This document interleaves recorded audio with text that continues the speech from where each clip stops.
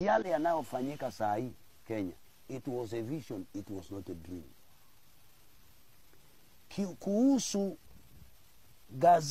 magazeti ya Kenya, huku mbele itakuja kuwa na a protest ya mourning, sababu kuna kuja kufa kiongozi mashuhuri Kenya hii.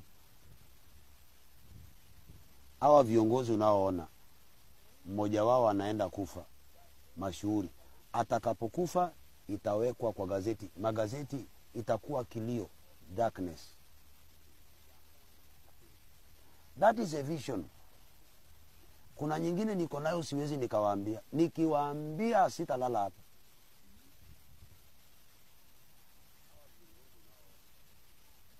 Lakini si nimesema kabla haijafanyika. I told you, if one is a real servant of God, let him give a prophecy boldly and let us wait. Pastor, do you know that person? Yes. Unamjua?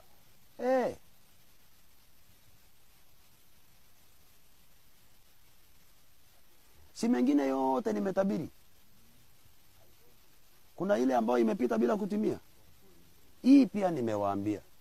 Kwa viongozi wakubwa, mimi nimeiweka hivyo, lakini ningekuambia kwa fulani. Lakini kwa sababu siwezi nikawaambia direct,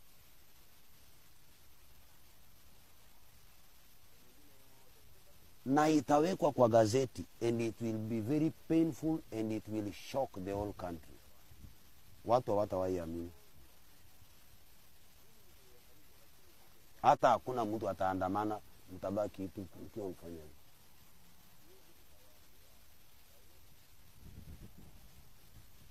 And it is coming to pass. Hiyo inakuja.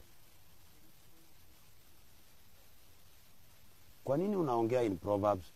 In Proverbs, nobody can believe that. If you could believe what I said, you better believe what I say now. But if you could not believe what I said, how can you believe this? If what I said never came to pass, don't believe this. If it came to pass, be very careful with this. It is coming to pass. Kuna nyingine siwezi nikawaambia. I know it like yesterday and today.